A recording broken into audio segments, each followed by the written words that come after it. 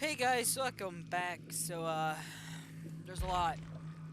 I'm a little bit under the weather, but it's okay. I just have a big migraine. What's up? Um, but today I thought we would do some Dead by Daylight, and by that I mean we're gonna be talking about Dead by Daylight. I took a week from the game. I took a week from the game. A week break from the game. I can't not speak English. And we're going to be talking about something I think we all need to talk about. Which is, I think you all guessed it, I need to talk about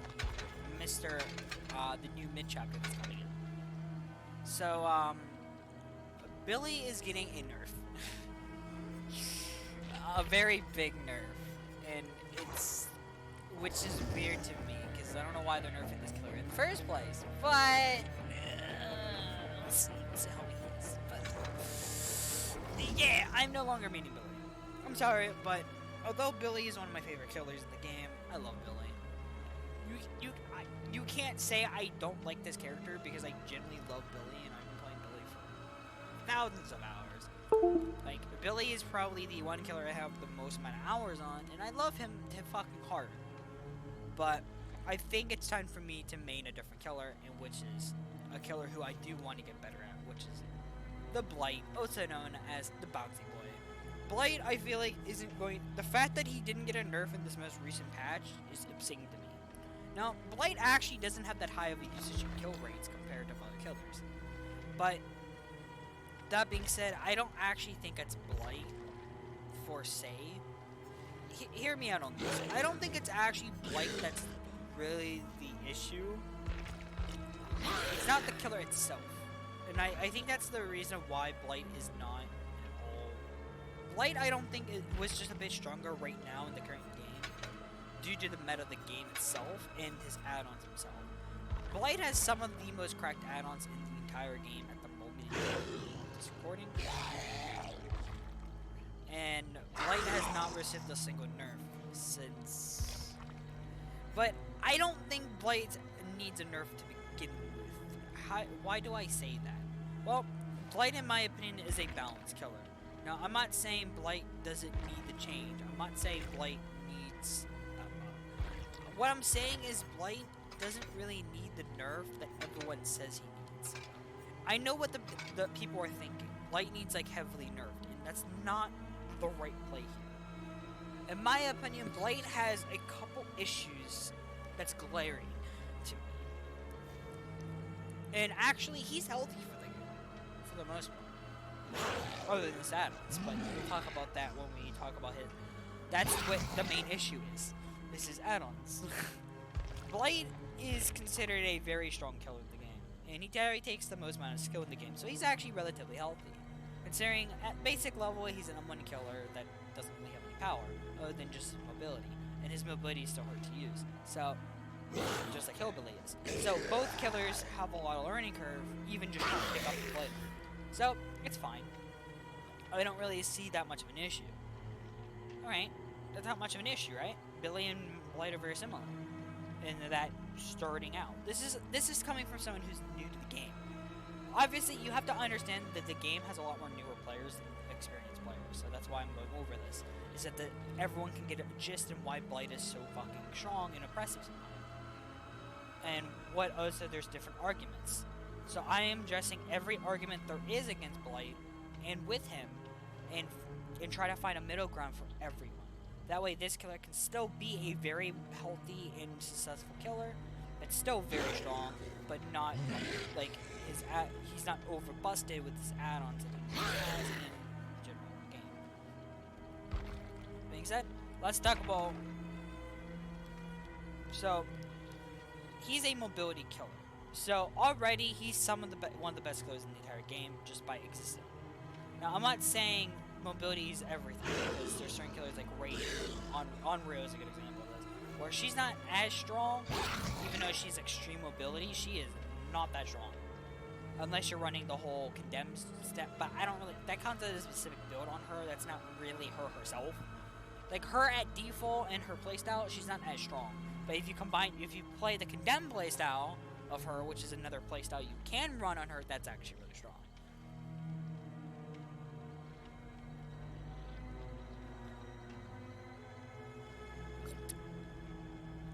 That being said, I'm not here to like. What I'm saying is that's still a thing. So, like I said, I want people to understand why Blight what makes Blight good in the first place, and I think a lot of people can kind of love Blight. This also goes to Hillbilly too. Why is Billy and Blight very drawn to, especially with mostly experienced players? And while that's kind of just his speed, Blight and Billy are very fast killers. They're extremely aggressive. What do I mean by that? They're not aggressive in the sense of anger and things like that, in their personalities, no. I'm talking about their ability. Their ability is high pressure, which means that they have the map control that other killers do not have, which makes them appealing.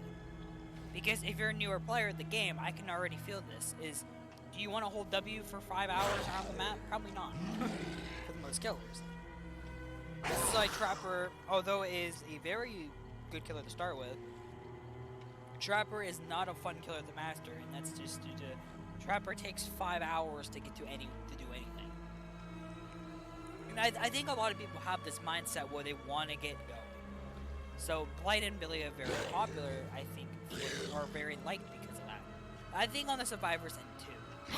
I'm not saying this is from a killer main point. Not if you go to Survivors. I think Survivors feel the same way. In the sense they don't want to hold M1 all the time. They don't want to be like sitting on M1 the entire game. No, they want the killer to come chase them. But what happens a lot with certain killers is that you can't.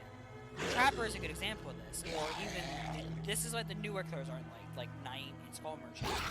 Is they both kind of just have this playstyle where they don't actually chase. Well, they're anti-chase, but in zone. But what I'm saying is that they don't actually want to commit the chases in the first place because of their ability. Their ability, like even anti-chase killers, people don't like it. But all the reasons is because of the chase. Chasing is the most important thing for high-rank survivors and people who just want to play the game and keep playing it. That's the only interaction you'll have with the survivor and the killer, which again is all PvP, which is any standard thing of a PvP game. PvP is player versus player. It is the fundamentals of any PvP game. It's the interaction between outplaying each other using your skill and game knowledge and your own, I guess, skill in the game to outplay your opponent, which is another player, not bots. Therefore, the game, so players can be unpredictable. There's a lot of things to it. That being said, you want to be in that interaction, since they're thriving for that interaction between them, which means killers that are highly mobile are more favored. Blight and Billy are the good prime examples. Even Dredge. A lot of people like Dredge, and that's because Dredge can get to people. Since you can get to people and you don't have to hold W very much, all three killers tend to get a lot of play. Same thing with Nurse's Spirit. Because Nurse's Spirit have that implemented in their kit as well. They're not going to be as strong as all those other killers that can do it way easier and a lot farther, but they have some sort of mobility in their kit. Even Legion is semi-liked because of that, because Legion runs fast. You can get across the map in like 2 seconds with Legion's power, and it is very satisfying. He feels better to play than some other killers. That being said, it's getting in the chase. It's the fact that the killer can get to the players in the first place instead of just being forced into chasing the same two survivors the entire game, aka tunneling, or just in general being forced to do that because the killer isn't mobile enough to defend gens properly, because either map design or issues like that. Blight kind of has an issue. I'm not saying Blight always has this issue. What I'm saying is that's what I think a lot of survivors even like about the Blight or Hillbilly. Is both killers have that same design philosophy, or since they're highly mobile and they're able to get to the players, they're actually fun to be in a chase with, because they're fun to semi-verse because you don't feel like you're being suffocated, or you're not spending 5 hours waiting for the killer to come get you. No, you actually are. You have to be alert because this killer can come to you in 2 seconds. So you have to be alert. You have to understand what to do and how this killer performs, which I think is why Blight is liked by a lot of higher players in both sides. The difference between Hillbilly and Blight is Blight is way stronger, but we'll talk about that when we talk about his add-ons and his kit, really. Blight just has a more powerful kit than Billy does, especially in come chase, which is, I think, the next point. Why people like the Blight is his chasing potential. Blight actually can do things around loops that other clans cannot do, which makes him very unique. Billy is kind of the same boat. Billy also has things, curving, and little tricks that only Billy can really do. I mean, you could say Bubba maybe, but Bubba cannot curve. Even Blight can't even 180 curve. Which, if you check out my other video that I went about an edited video at a game I did, I literally 180 curve on something. But Billy can do that. He's the only killer that can do that. So, what that makes Billy kind of unique is that Billy has unique things to him. Same thing with Huntress. Huntress is, I think, another good example. Huntress is extremely PvP. There's a lot of feedback on the survivors end too, which is another thing. But Huntress kind of has that same thing. There's things that Huntress can do that other killers cannot do, considering she's a range killer. But she's the only long-range killer. I don't count Deathslinger as long-range, and the same thing with Trickster. Trickster can kind of do long-range, but it's not practical. He's way better at short-range. He's way better at being up close and machine gun people down with his knives. So, honestly, Huntress is the king of snipes. So, she's unique, and she has a lot of things that make her unique as a killer. So, I can see why people like Huntress a lot. And let's talk about, obviously, the other thing I was talking about, which is Blight's, I guess, feedback. Blight gives plenty of feedback. First off, he gives you a roar, so you can hear his fucking sound, so you know he's rushing. So that's one thing you can do. You can clearly see him bouncing into a wall, so there's feedback on there. And there's other little things that you can literally see the Blight coming to you. So he doesn't feel annoying to play against than someone to like Nurse and Spirit level. Or Nurse and Spirit give you literally no feedback. Even the new Spirit kind of still doesn't give you much feedback to work with. Oh yeah, you can hear her where her position is. Yeah, if she goes behind a wall, it automatically gets cancelled because they decided to make that change. And even then, you still don't know where she is because she's invisible. So she can easily turn around the corner in 2 seconds, and by the time the audio catches up, she's on the other side killing you. And this is just worse with Mother Dollering and her other add-ons that make her absolutely nuts. Same thing with Nurse. Nurse kind of gives you feedback. Yes. You can obviously see her charging her blink. The problem is, she blinks through everything, and you don't know what her exact position she's blinking to. Therefore, you cannot position yourself properly.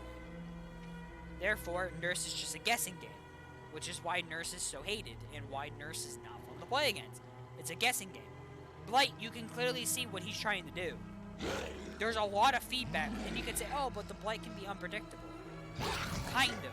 But there's still a pattern a lot of Blights like to take. So if you understand these patterns, you can easily counter them. And Blight can be counterable. And there's certain loops that Blight's power could not hit you. Unless he's running, unless he knows how to do Hug Tech. Which Hug Tech in itself is becoming less and less consistent due to the map of the devs adding collision and stuff. To try to negate Hug Tech a little bit. Which is, I think, a good thing. I think Hug Tech should be like curving in the sense that it's situationally good. You're not supposed to use it all the time. You're supposed to use it on certain loops. Or just use it on certain situations for, like, setting yourself up for a rush. Like, Hug Teching around a corner, bouncing into something to gain a little bit extra distance that you normally wouldn't have done it before. Because you don't actually have to, like... You don't have to, like... That little extra second can maybe help you get to a gen in time to defend it. Or something like that might. Like, there's little things you can do with Hug Tech, but it's... Hug Tech should be more of a situationally good play for players. It should just be part of their kit, but, like, not as oppressive as it was. I think it's less oppressive over time, which is good. Because I think Hug Tech, people are starting to realize what Hug Tech is, and they're countering it. Which is awesome to see. That Hug Tech is actually getting counterplay. and people are starting to understand Blight a little bit, and countering it. So Blight already is way better designed than Nerf and Spirit Web will be. Now, Blight is considered the second best kill in the game, if not the best kill in the game. I think he's the second best. Nurse will always top it. I think the only reason why Blight is even close at the moment right now to him is first off add-ons. Blight has some of the most cracked add-ons, and two, the meta. I think Blight's extremely meta dependent. In the meta that we're in, Blight excels in Gen Kick. He's a very good killer with Gen Kick. He has a unique synergy with Gen Kick perks, kind of like Billy. The reason why Billy was kind of liked is Billy synergizes well with a lot of perks in the game.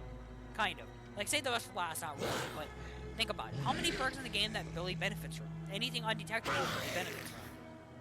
Anything chase, Billy benefits from. Anti-Gen. He benefits from his high map pressure, so he benefits from, like, Ruin and Dying. Jolt isn't very good on him, but if Jolt was all powers, yes, Jolt would be good on him. But he's also, Pain Resonance is good on him. Dead Man Switch is also good on him. Because of his high mobility. He's able to push people off. But Gen Kick perks are also good on him, because he can get to the gens and kick them, physically. And the survivors don't gain much distance due to him changing up and coming back after you. Just like Blight can do. So, perks like Pop Goes the Weasel, Overcharge, Cold Brine, Eruption, that goes on and on. So, Billy and Blight both have a lot of synergy. And, like I said, Blight has a lot of synergy with the current meta of the game. So, Blight kinda is stronger by default because he synergizes, like, compared to Nurse or Spirit, Blight synergizes better with this meta. Because Gen Kick. Since it's a Gen Kick meta that we're in, called Brine Eruption, which Eruption got changed, so it's a little bit less impressive, but we still have Call of Brine Overcharge everywhere, and Call of Brine is still gonna be good. Everyone's like overdriven with the nerf. I think Call of Brine is still good, because Call of Brine still gives you the fucking surveillance built in on top of faster regression, which is like absolutely absurd. Considering surveillance is good on its own. It's one of those perks that's underrated, and it works well with other regression perks, and that's all it does. It tracks. That's it.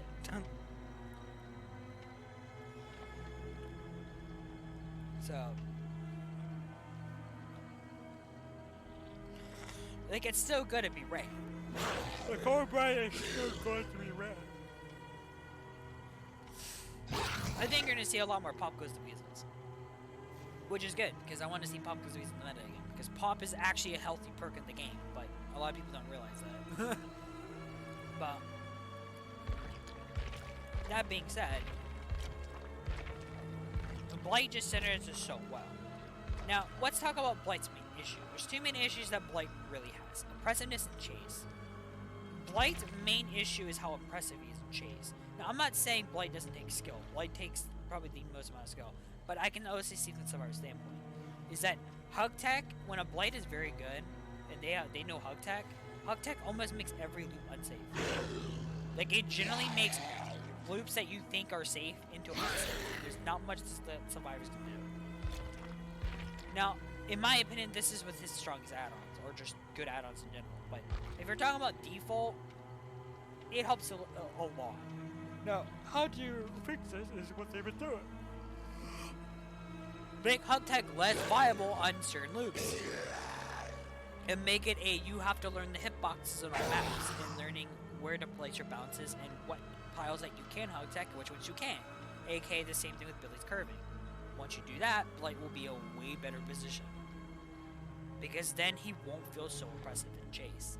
Because the survivors and the killer can learn spots that benefit them and benefit each other. And they can play counterplay. They can implement counterplay immediately into the game. Which makes Blight weaker, but also more fun to go against. And it promotes the skill-based aspect to his kit. You see what I did there? And all you have to do is make it so certain certain tiles have collision, which prevents the Hug Tech. Because the auto bounce. I started to see this on certain shacks. Certain shacks you can't Hug Tech on the one side to the window because there's a box there. It won't let you. which makes Blight actually weaker. So,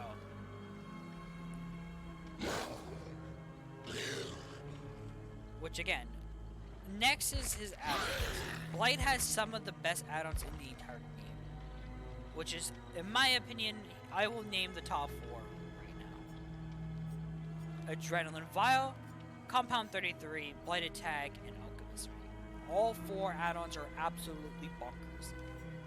And then obviously you have Blighted Crow and Blighted Rat, which are probably the best the best add-ons if you're not going by overpoweredness for say.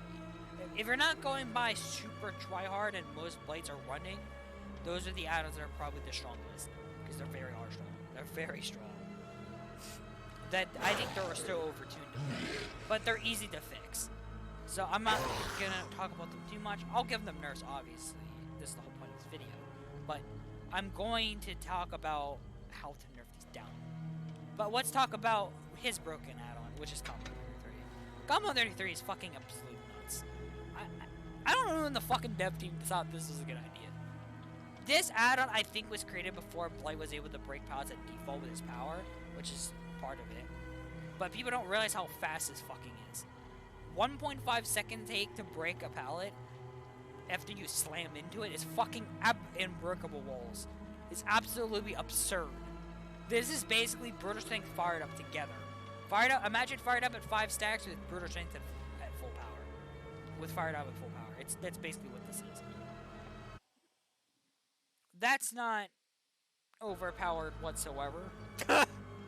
Mind you, this is just an add-on, which means this completely removes the counterplay.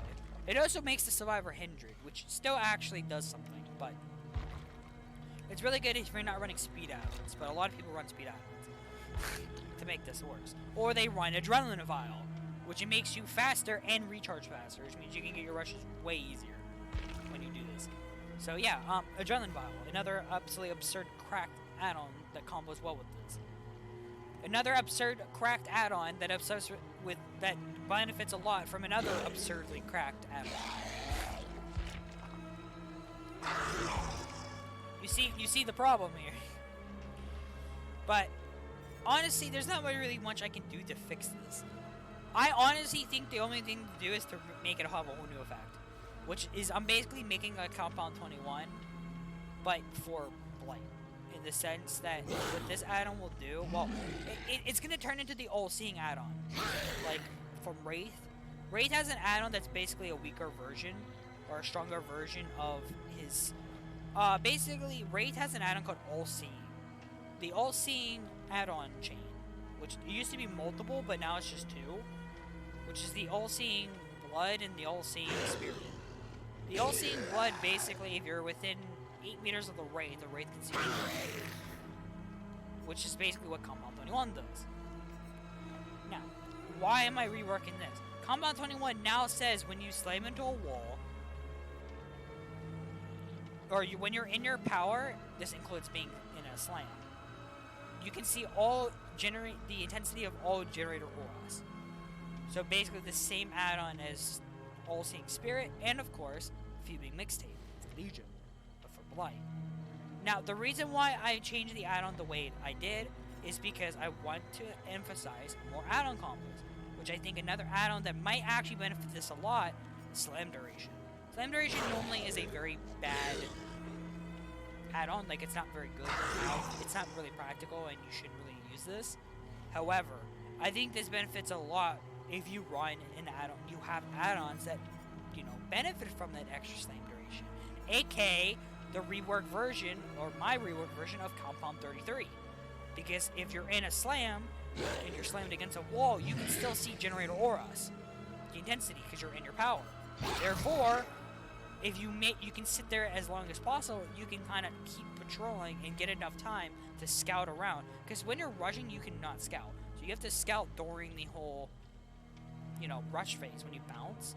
So this will actually allow you to do this more effectively, which means Slam Duration might actually get some use.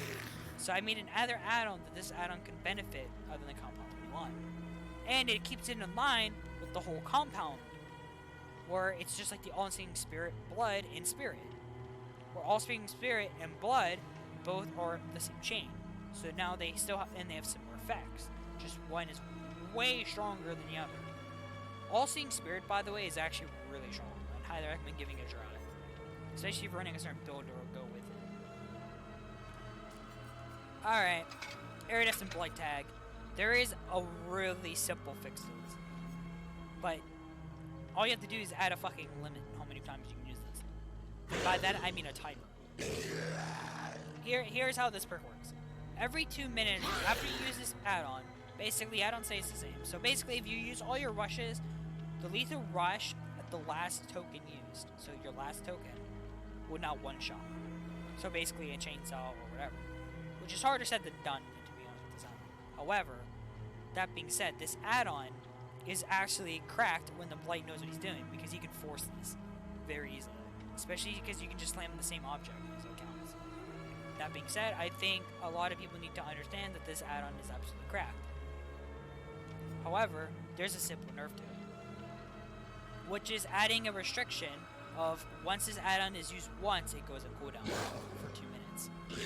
Why I added this restriction? Well, it keeps it relatively the same, so the devs keep it in line with other, to making it good iridescent. However, I added some skill to it, because now it's a timing. Once you use it once, it goes on cooldown. Therefore, you can't use it again until it goes off cooldown.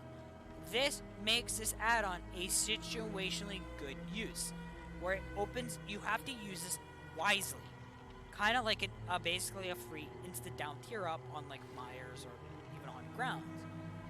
Basically, once you use this add-on once, it goes on cooldown, and all stars will know, and it goes on cooldown, so you can't use it again after 2 minutes. Therefore, you can't spam instant downs with this and slug everyone. Why I added the restriction? It's a one-time use kind of maybe 2 to 3 times a match, but mostly a 1 to 2 uses per match is the average. Is the idea here. Basically, Haunted Grounds. Haunted Grounds gets about 1 or 2 survivors on average every game, for the most part.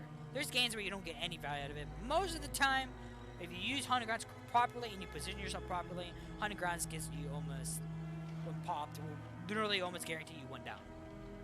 So that's what this add-on does, but for Blight, that is. This is what added a bit of critical thinking to it, is when do you use this add-on? Because once you use this add-on, you won't be able to use it again. So you want to figure out as the killer, make the decision of when to use it. Maybe you need to use it to keep your pressure going, or maybe you can use it to keep the snowball. Because let's say you have one person hook, 2 people, one person hook, one person down, and someone's going to save. Maybe you can insta down to get that 3-man pressure, which means you might be able to just be in a winning position. There's like little nuances and things you can use this add-on for, but it's all about game knowledge and game sense and using the skill as the killer. So that's why I changed the add-on the way it is. It's meant to help make this add-on feel more unique as an add-on, where you're supposed to use your brain to use it, but it's still powerful when used correctly and properly with the right killer. With the right killer using this add-on, the right Blight player, that is, will actually get tons of value out of this add-on and basically win you the game. But it's the timing. That's the difference. Is you have to understand when to use it. That's why I changed it. It's instead of making it you just randomly spam it, you have to use it wisely. That way, it ruins the whole issue of this add-on, which is the spamming and no skill version of it. Now, using it skillfully in decision making is the key difference, because that's what separates a good Blight player from a bad Blight player. Is the difference of how they make decisions. Just any killer in general, but Blight is known for this. Alright, Alchemist Ring. You have to talk about Alchemist Ring. Alchemist Ring just needs to have a clause where you have to use all 5 rushes for it to reset its time. I would say Alchemist Ring, if they want to nerf this add-on down, make it have, once you use it, it goes on a 2-minute cooldown. Just like, Blight Tag, but for Alchemist Ring. Why?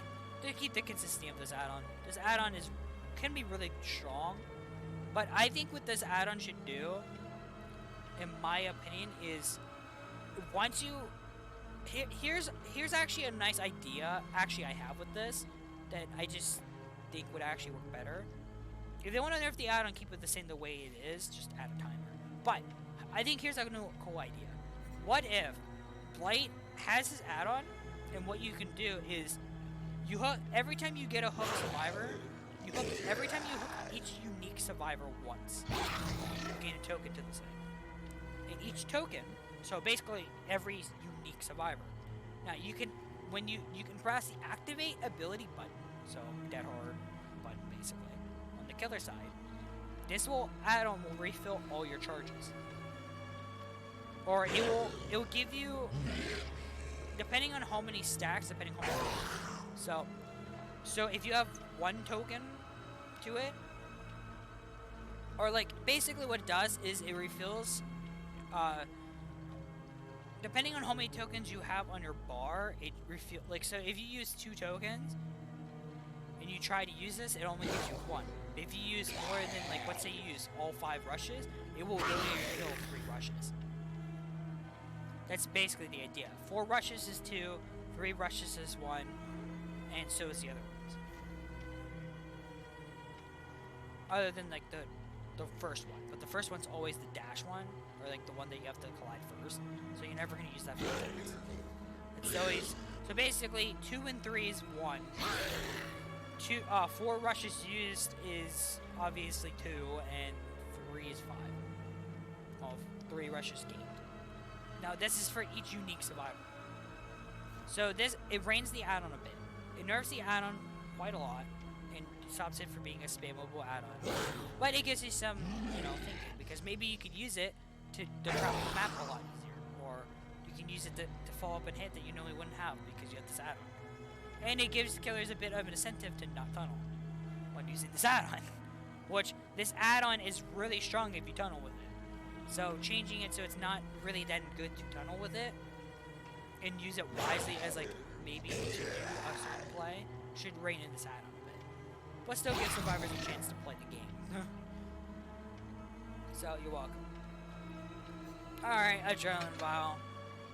Honestly, I don't even know how to freaking rework this. If I had to be genuinely honest with you, this is the one add-on I'm completely stomped at how to fix this. Honestly, just remove from it. Adrenaline Vial is never, like, I know this add-on's supposed to change how Blight works, but it just doesn't work. Because the thing about Blight is balanced around his numbers. But this add-on completely changes everything. And I'm not saying that's not a bad thing, but it changes it in a bad way. Because this add-on either becomes useless and unplayable or becomes broken. That's exactly what happened. This add-on became broken. And it's still broken. And there's no way to fix this add-on to make it not broken. Now, maybe once they nerf movement speed, I could see this add-on being semi-decent and fair.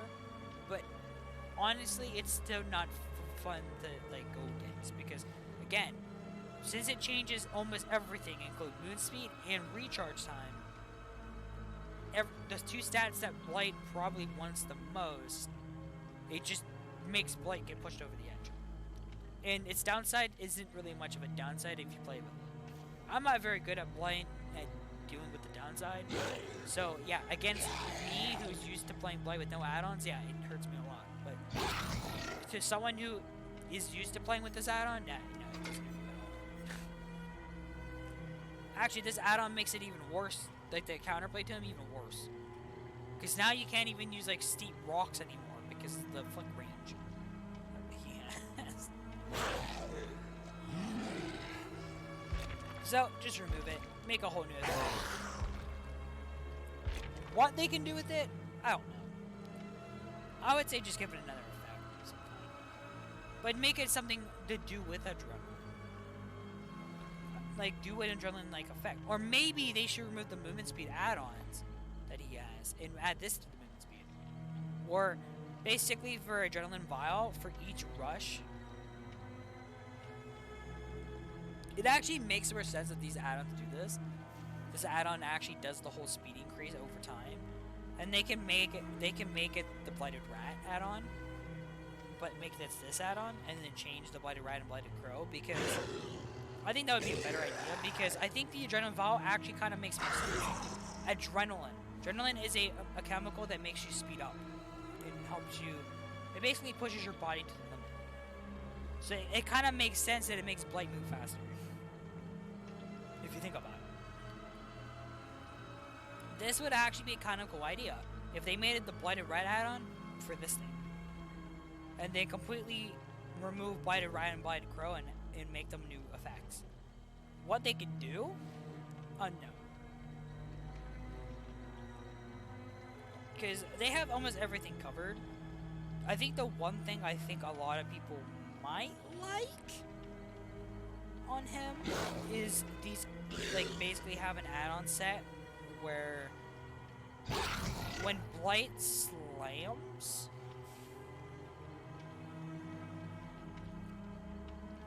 actually that'd be an awesome cool idea. I just thought of something. When Blight slams, his camera gets bigger. Like, it gives you Shadowborn when you slam. So like Blighted Rat and Blighted Crow give you different effects. Like, they can't stack, but what they do, and they cannot stack with Shadowborn. But but what they do is when you slam for that second, they give you Shadowborn. When you slam into someone. And the uncommon one gives you Monitor field of view, and the Crow gives you the whole Shadowborn. When you slam. This would also add more uses to slam duration. Which means, and actually on the add-ons themselves it makes sense. Rats have a slower field of vision. They have a higher field of vision, obviously, than certain creatures, and they're very good at sight. Some rats are, not all of them. But crows especially are very good at eyesight. They have very good eyesight. So it kind of makes sense that a crow would give you, a Blighted Crow would make sense. But anyway, that's just my idea on Blight. I just wanted to get my thoughts out there that I'm going to be playing this guy for a while. And I know I've been gone for a while, but there's been a lot on my personal life. But I just wanted to talk about it. That I think Blight, once they do all these changes and the add-on nerfs and things that I want them to do, I want to see how Blight performs.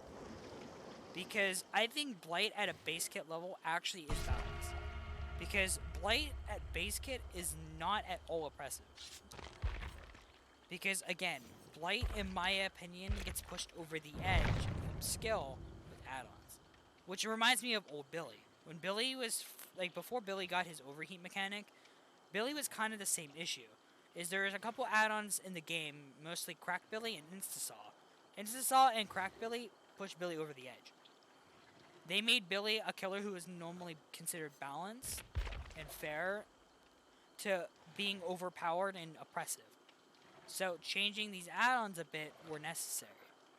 That's why I didn't mind the add-on changes, although I don't like how they made the add-ons really worthless. So hopefully if they do this with Blight, they learn from their mistake and don't do this again. But that's why I suggest changes. Now, I'm not a game developer, obviously, but I think these changes would be awesome, cool, and I'm trying to balance them in a way that's fair for everyone, and they're still fun to use at the same time.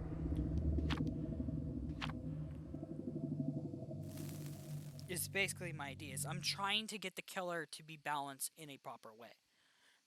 So I have not played in like a week, so bear with me if I'm terrible at this game. I haven't played in a while.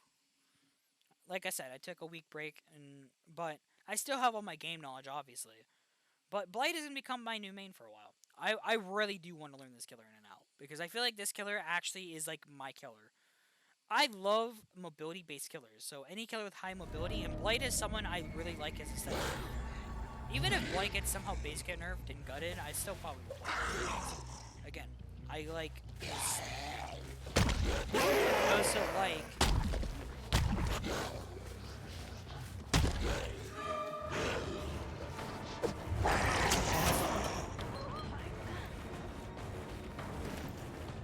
I like his ability, and I like his aesthetic.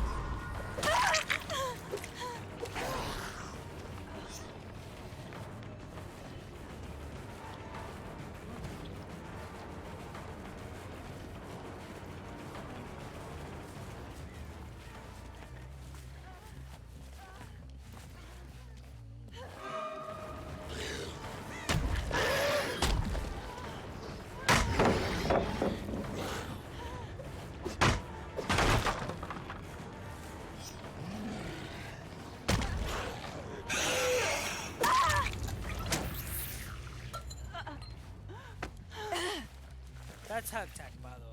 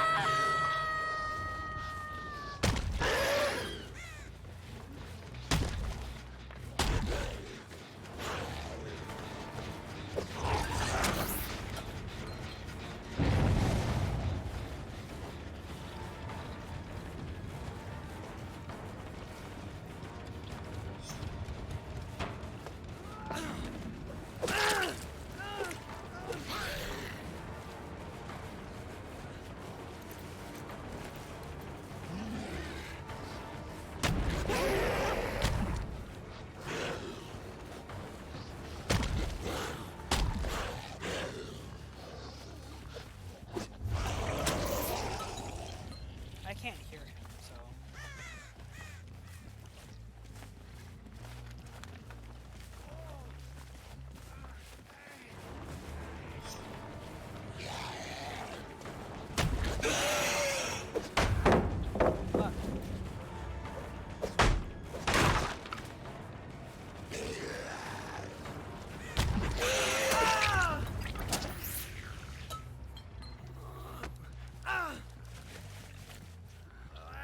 I'm rusty at Blight, so I haven't played Blight in years.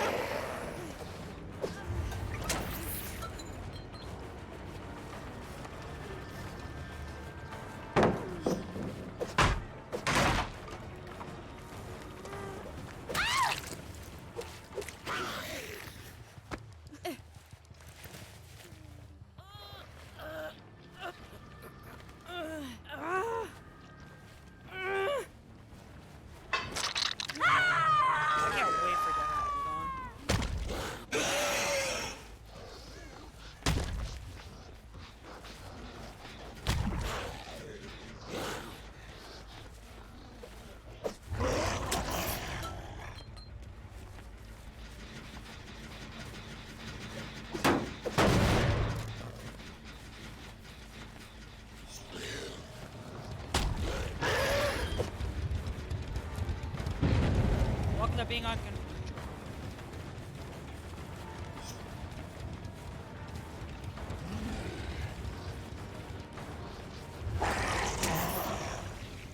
or you can't flip.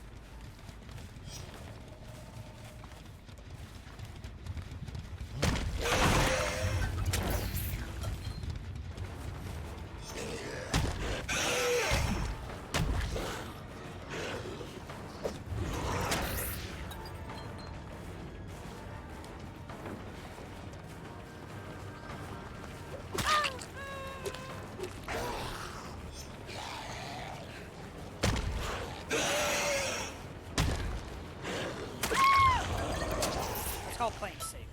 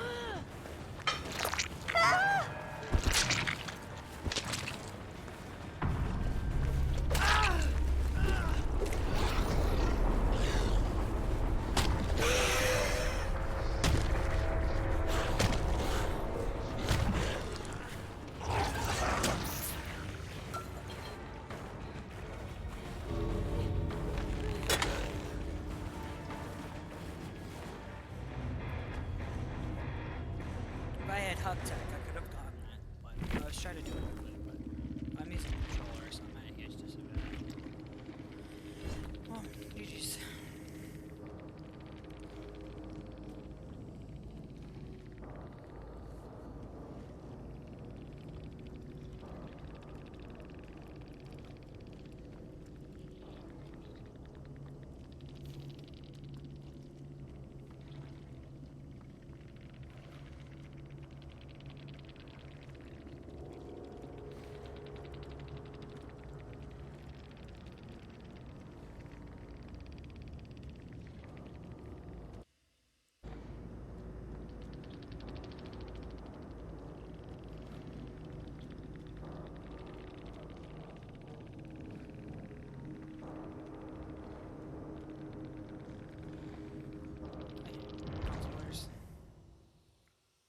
guy is teabag for literally no reason. You see that? The guy was teabagging. What? Because I messed up my rush when I was trying to do a hug tag? I knew he was sitting there. I was trying to do a hug tag.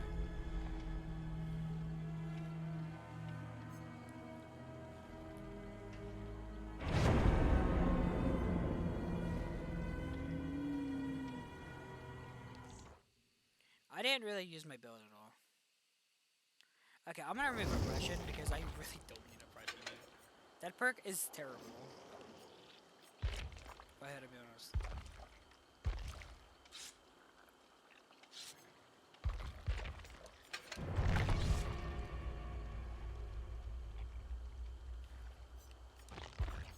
Surveillance is actually pretty good. Also, Grip and Brace value? Also, they probably weren't expecting Grip and Brace. They're probably like, what the fuck is Grip and Brace? Yeah, I'm literally running like fun perks. I'm not trying to be toxic and try hard with my perks. I'm just running perks that still help me, but also not be annoying and oppressive. Like,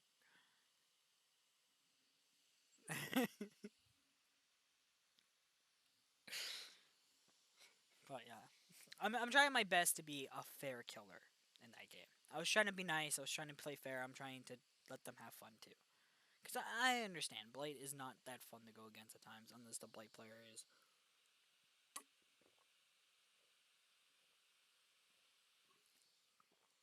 Like right there, I'm being nice. If you notice, I'm not running anti-gen perks, really. I'm going for chases. I'm literally letting people get unhooks for free. I'm literally just going across the map, going for downs. Like, I don't really care. I'm just playing Blight to have fun. And yeah, I'm using some techs there and there, but I'm not using them all the time. And I really should be. Because again, I'm not amazing at Blight, if I had to be honest. I'm not bad at them, but I'm not.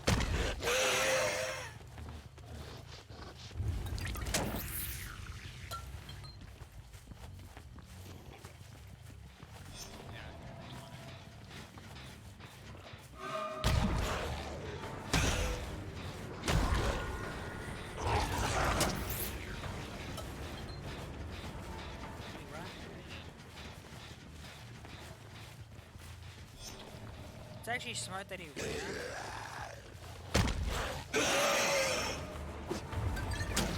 What does he get for using controller?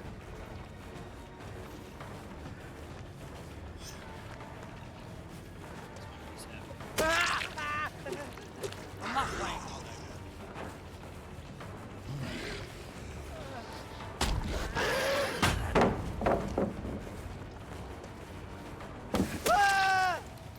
That's encouraging.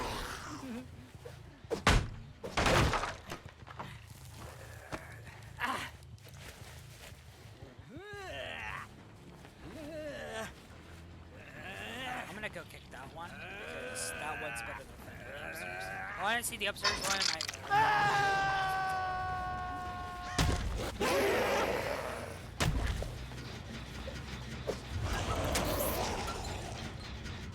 I don't give a fuck.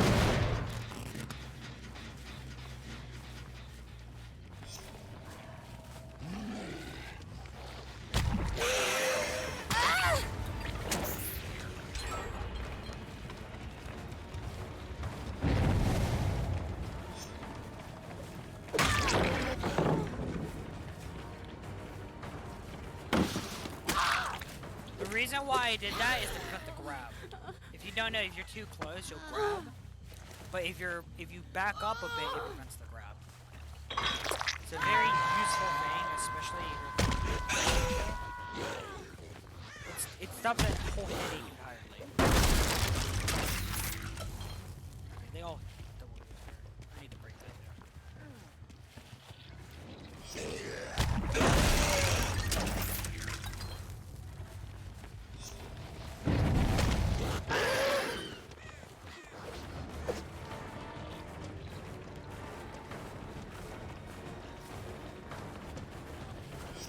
He has the body block here, so this is actually.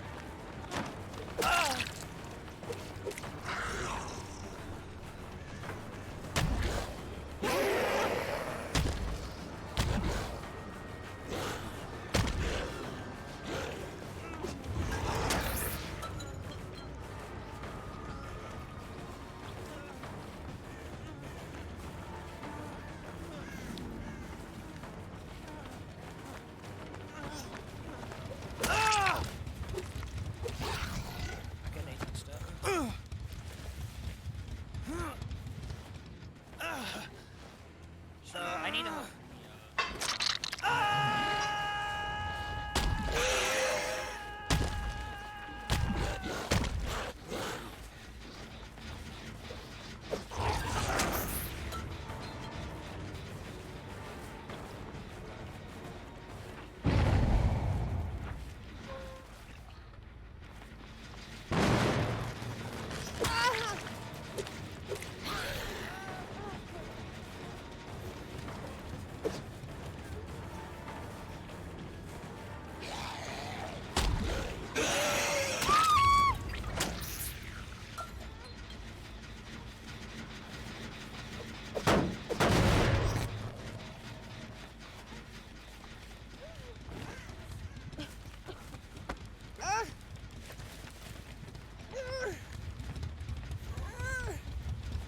That Ada's on that gen, it's gonna go blow.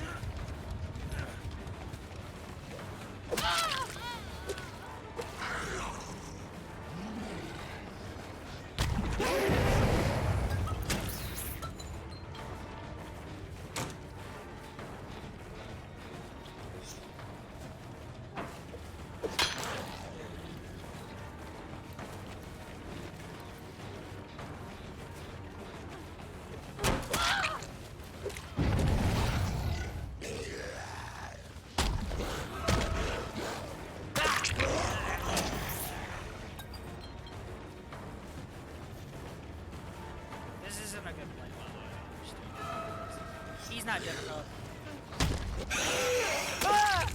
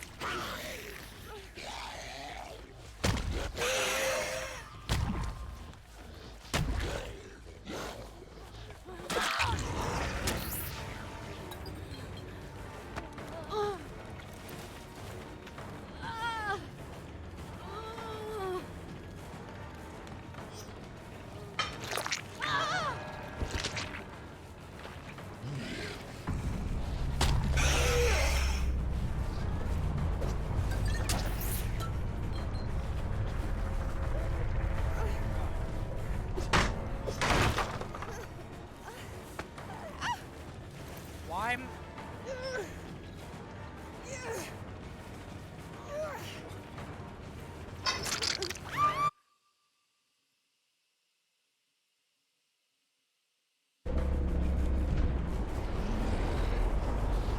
It is the game.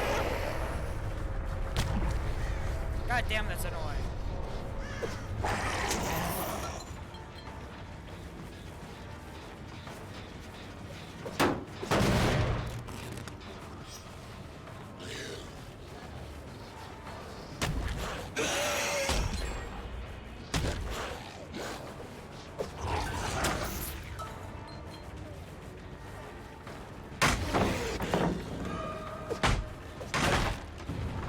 Let's fix this infinite chasing bug.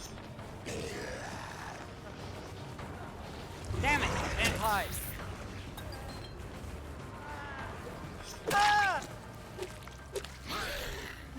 Oh, thank the Lord.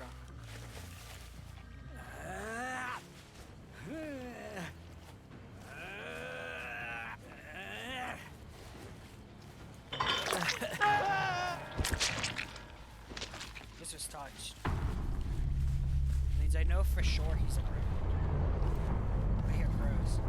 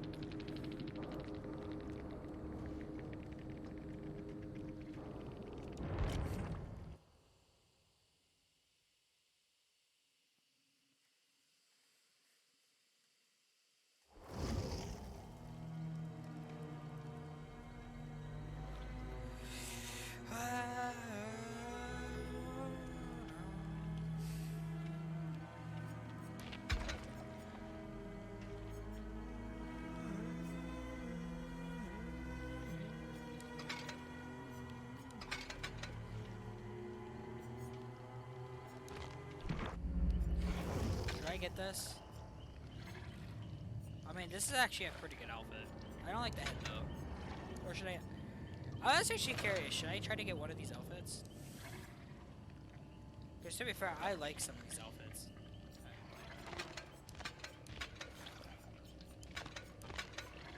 Especially this one. I like the overall. Although I kind of like this one. I just don't like the head, but I like the body though. How much is the body? Yeah, I could probably get it.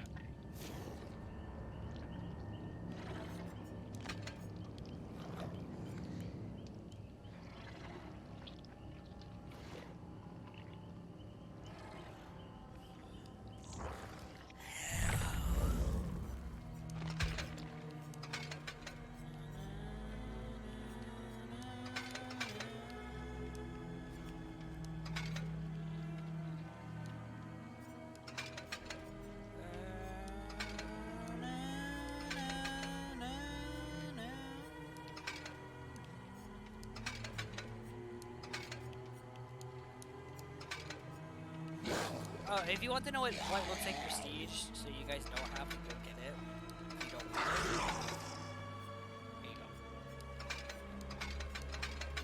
Prestige doesn't really matter, but you never know. Where's Bloody Plane? Here it is. There you go. This is what Blight looks like if it's Prestige.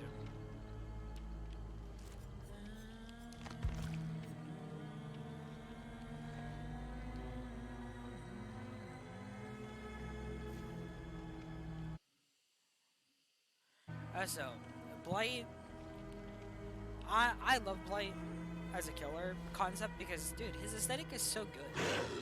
Like, honestly, Blight is probably the best game design they've ever made as a killer in the sense of aesthetic-wise and even his power.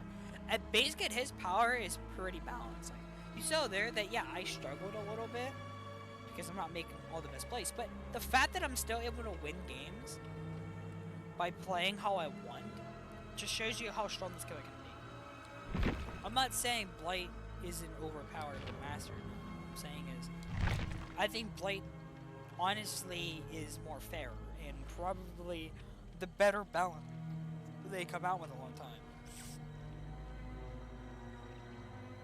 And he feels fun to play.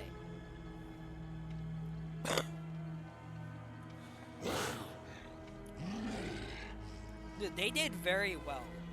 I just want to point it out, those survivors may not be the LMG gamers, but they're not bad either. Like, I hope they're watching this video. Like, listen, let me just say this. You guys were actually a very good team. I'm just saying this, that most teams would get decimated by me. Because I may not be playing a killer that I'm, first off, I'm rusty, too. I may not be playing a killer that I'm comfortable with as often as I used to. I used to play this killer a bunch. Like, he was one of the few killers that I actually mained. I was gonna main him when he first came out. And then I don't know why I never mained him. But I was going to. I was gonna become like Lilith Omen, where I just strictly play him. Because I generally love his aesthetic. He's a very good aesthetic base killer. And I love it. A lot of my people are like, a lot of people don't realize that I love his character. I love the mysterious like cloak and everything that Blight has. I love his power. I love the ability that he has. I like his playstyle. I love it. Next to Billy, Blight and Billy are like my favorite killers. And as of late, I've been playing him a lot more. I have been playing him like before I took my break, of course, my small little break. That I was gonna take a way longer break, like a month break, but I decided that won't be fun. I know my friends probably want me to play it, so especially sometimes I'm playing Survival with a couple friends, and my one friend likes to get on and play games with me. So, and I was feeling like, you know what, I need a game to fill up the time that I normally don't have, and well, I've been more in Moving Dead by Daylight recently. I don't know why, but I've been more of wanting to play horror, and Dead by Daylight is one of my favorite horror games, so I kind of just want to get back into it.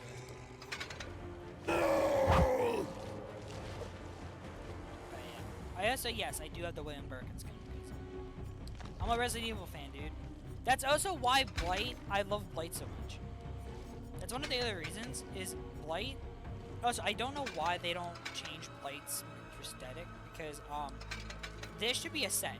I don't know why the prestiges aren't sets yet, but I'd highly recommend them trying to make it a set, please. Please, just make his prestige a set. Please, make prestigious sets, please. So you can actually auto-search if you want to use the prestige or not. This would help with every killer in the game that has prestige.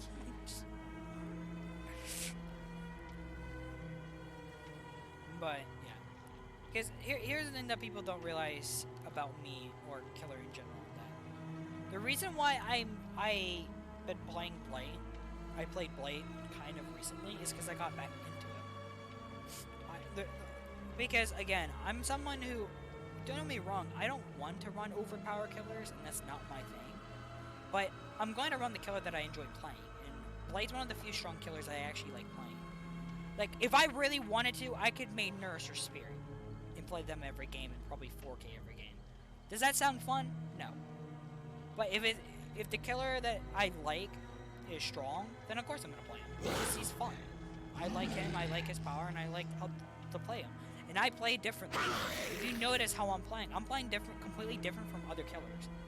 Dude, I'm literally getting Grim Embrace value in today's day and age. Literally, today's day and age is to straight out tunnel people to death. And yet, I'm using Grim Embrace.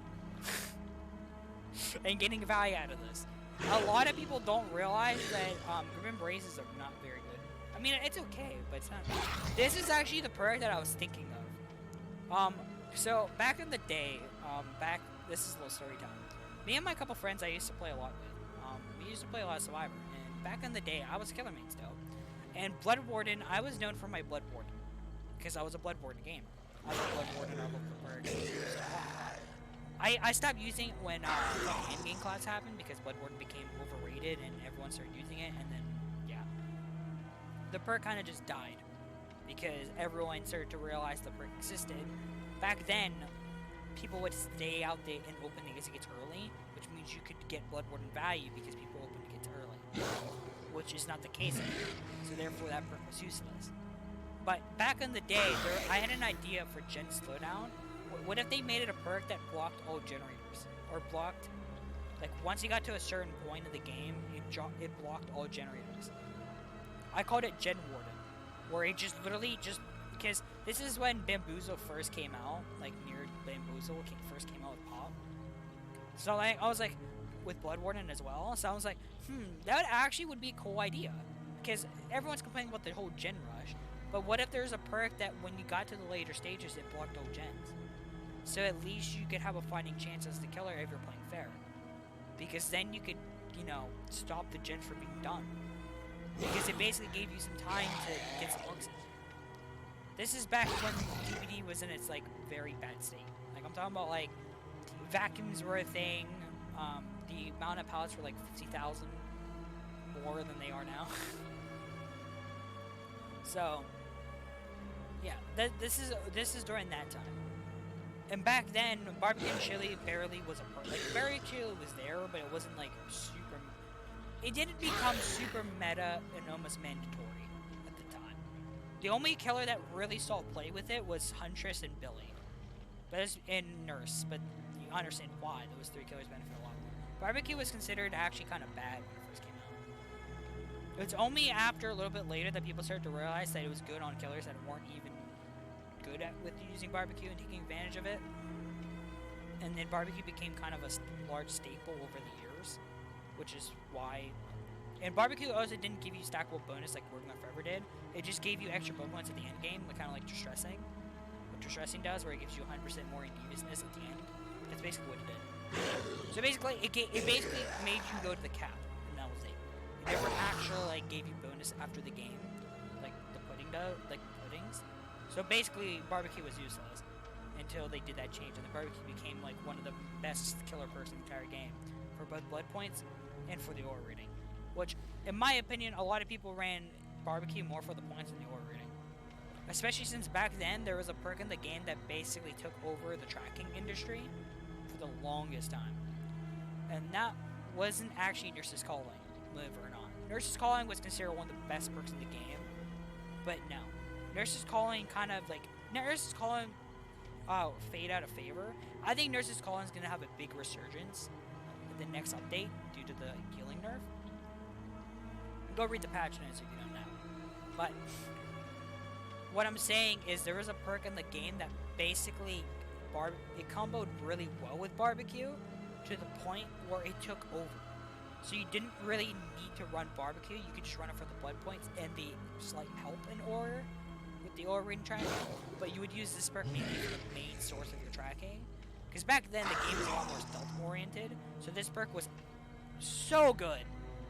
Because back then the game was a lot more stealth oriented than it is now. Like loots were still kind of becoming a thing. Like looping was becoming part of the game itself. It wasn't like it was still there, and looping was like the big talk, like 360 and catch and shit. But like the game, people were still being stealthy. Like they were more like some of them, like some of the player base was still trying to be sneaky, especially at the start of the match.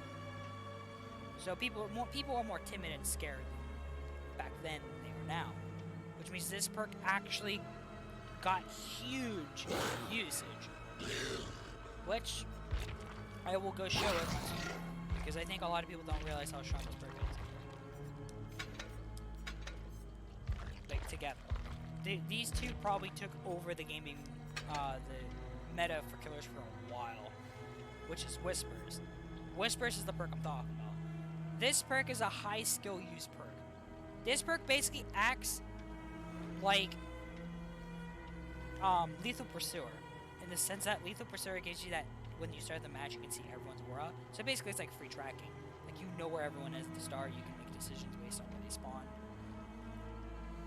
And you can basically find almost someone immediately. Especially on a killer like Blight or Nurse, you can basically get around in 2 seconds. That's why Lethal Pursuer is so common on killers like Blight and Nurse, and even Huntress. But what if I told you that before that, this perk was the thing? But Lethal Pursuer wasn't a thing. That's where Whispers came in. Whispers obviously went out of favor even before Lethal Pursuer came out. But back then, to maybe, I would say maybe a year before, like basically a little bit after Spirit got added, is when this perk kind of died out. But this perk basically at the start of the match, basically within anyone within 32 meter range of you, this perk activates. So basically any survivor within 32 meter range of you. Now, why does that have to do with anything? Well, it means that if the survivor enters your, like, within your heartbeat, basically, you get notified when this perk activates, which means you know someone's around you. This perk was heavily used back in the day, because this perk basically guaranteed fountains, which means early game pressure was very important back then because ruin, because you want to try to find someone before even your ruin was even found or broken. So you want to use Whispers to help do this. It also help you defend your totem. So it kind of just synergizes well with Ruin, old Ruin. And then you combine that with like you combine that with Ruin and then like some other perk, and it basically was a tremendous loadout for high rank. And this build dominated the game for decades. Not decades, but you can like it dominated the game for like a long time. Like this combo became meta for longer than I remember. This combo was absolutely nuts. Billy used to use a Dury, but other killers would substitute that last perk to fit their needs, depending on what. Like you would run Lightborn sometimes for insta blinds. There are so many little things in this game that changed over the hours and thousands of hours. So much has changed over the years. I can't believe it, dude. But this was like the meta loadout back then. Like, it's so bizarre to me because, like, how much this game has grown over the years just blows your fucking mind. Like, my mind is fucking blown at how long this game has been out for and how much we've grown.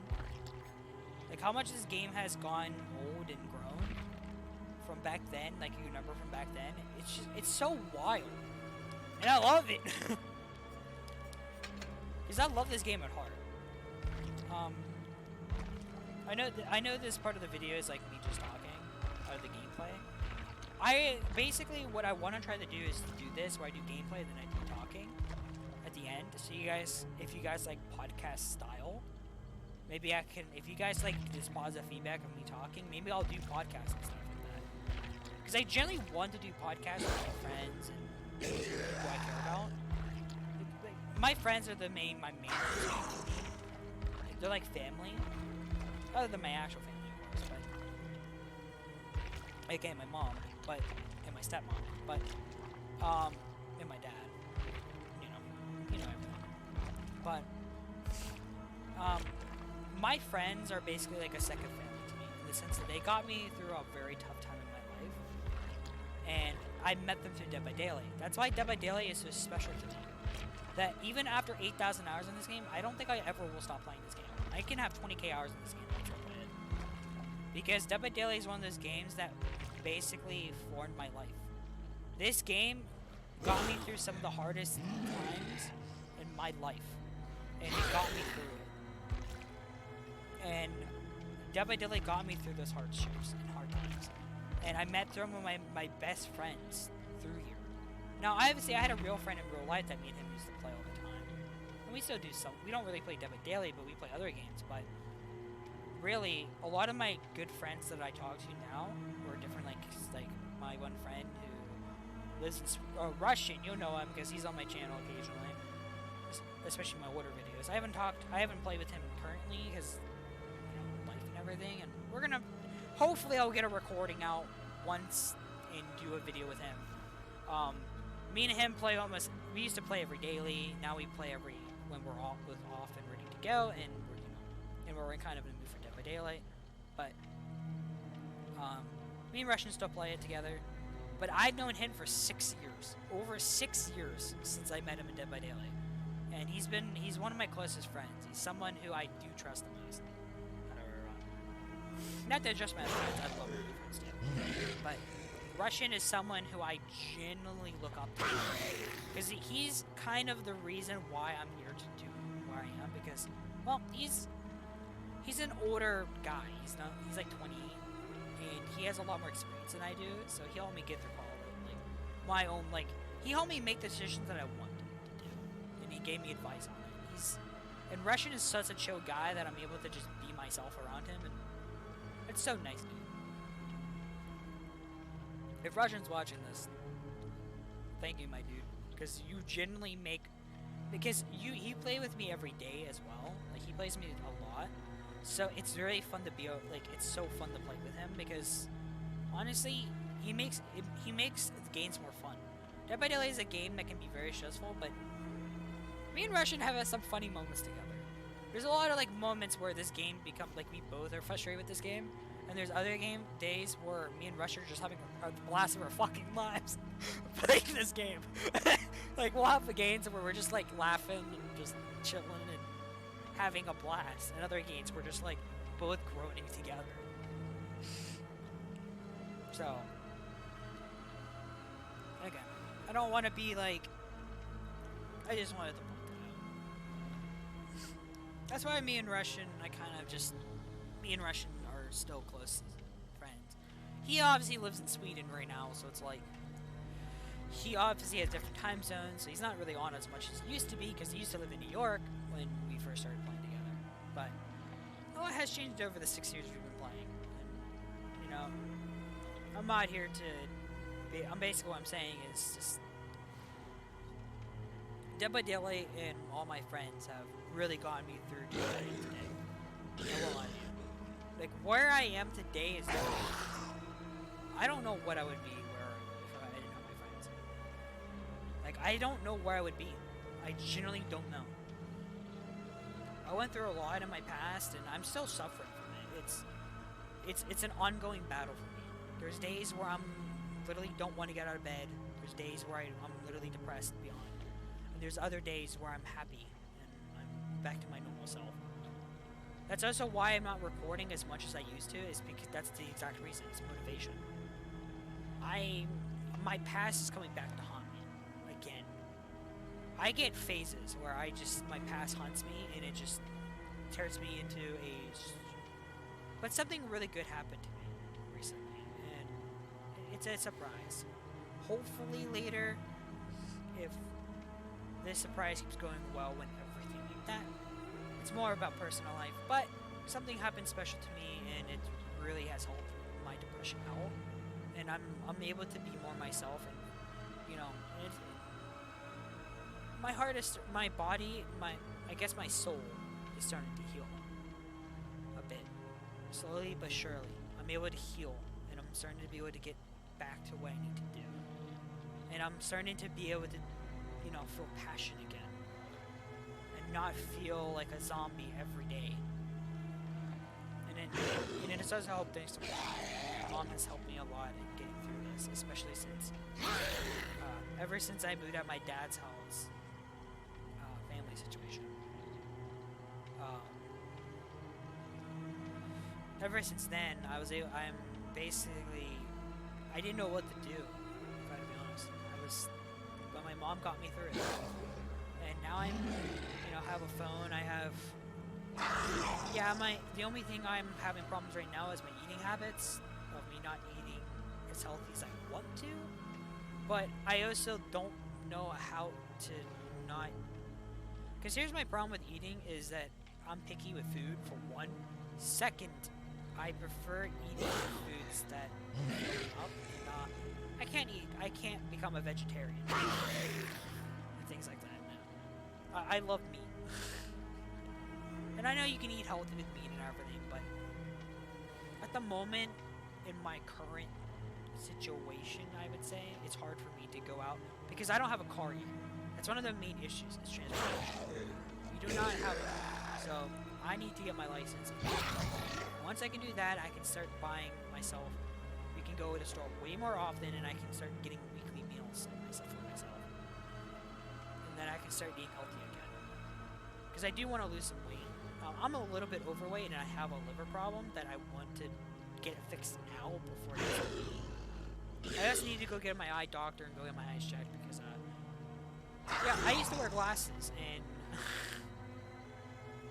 I wear glasses for a different reason. It wasn't because my eyesight was bad. Now my eyesight's bad, but back then, no.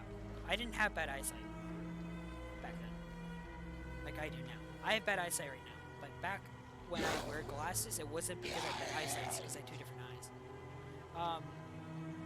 Basically, my one eye is farsighted, my other one's nearsighted. So, basically what I'm saying is my eyes are different. The eyes are different in their viewage, which means basically the sight is different. So one eye is farsighted, the other one's nearsighted. So obviously, if you know how that works, that means that one's better than the other at doing the other thing. Which means, but the problem, that isn't much of an issue, but then you have to understand long range, or mid-range. Think of mid-range, like medium range. That's where my eyes have issues, because the eyes don't know which one to use, because one's nearsighted, one's farsighted. So therefore, my eyes always fight. Sometimes I get migraines / headaches, and my eyes will water from time to time, and that's caused by that. It's because my eyes water due to it's fighting. My eyes are literally fighting and hurting because they don't know, my body doesn't know which eye. Basically, the eyes are conflicting themselves on which eye to use, so it's straining my body out. It makes my eyes in pain, which is why I get headaches a lot, and as I got older, it's still worse. So in my eyes, it's getting worse because I'm staring at screens all day. Welcome to being a gamer, where you need to get glasses. Since I'm a gamer, of course, I'm going to feel more pain. Or pain, but you know, I'm getting older, so obviously more medical problems are going to arise as I get older. That I already accepted. The difference is how you move on from them. You have to move on. But yeah. That being said, I'm just trying my best to do content for you guys. And I know that this is going to be the end of the video, but I really hope you guys are watching this. If you guys want more talking like this, let me know. Maybe I'll make a whole video on like a bio about me. If you guys are really interested, I'll make a bio on myself. Sort of. The bio is not going to hold very personal information, but it's going to hold about me and my journey in Dead by Daylight, and as a person, what I've gone to who I am now. As a quick note, I think I need to express this. I have autism. No, I'm ADHD and high functioning autism. What does this mean? It means that I have ADHD, autism, if anyone knows, is a disorder. Now, I have high functioning autism, which means, technically speaking, it doesn't really affect me all that much because it's high functioning. I'm like very low on the scale, but I still have it. Which means basically what this means is that some of the autism symptoms, like symptoms of people who have autism, are present in my, present, because I have it. The thing is, it's very mild. It's almost, like, you can still be a human being. And, like, you can still function. You don't have any issues living your life. But that's why you might notice some things I do in my videos, and that's why. So I really am sorry about my autism. And even the doctors say that my ADHD and autism kind of go hand in hand a lot, because ADHD is another personality disorder that's pretty similar to autism. Well, kind of. It depends on your ADHD and how severe it is. I have severe ADHD. Like, I'm considered pretty bad, because I'm like very, they consider me a high scale ADHD. Over the years, this has gone less and less. Over the years, I used to be like 5 times more energetic than I am now. And talkative, just saying. I used to be like a hyperactive teenager. But as I've grown older and I've grown over the years, I've gone less and less hyper. Well, I'm still hyper, but you know what I mean. Like, my ADHD has gone less over the years. I mean, it's still present, obviously, you can tell. But it's a lot less. It's the same thing with my autism. It's not, like, you can still see some issues with my autism, but it's not like I can't be myself and function. It's just there. That people just have to accept. That's who I am as a person. It's not like and yeah. But I figured you guys want to know. Yes, in my bio I do say I have ADHD, so I'm sorry if I'm burning things because I'm hyper. Because I get very passionate about things, and DBD is one of my passions. But that being said, I think it's time for the end of the video. I can't delete this extra outro any longer. I can't speak English. But yeah, hope you guys are watching this video. I'll catch you next time. I'll see you guys next one. Goodbye, guys, and take care. And good job, Mr. Blight, today. You did awesome. And yeah, see you guys later.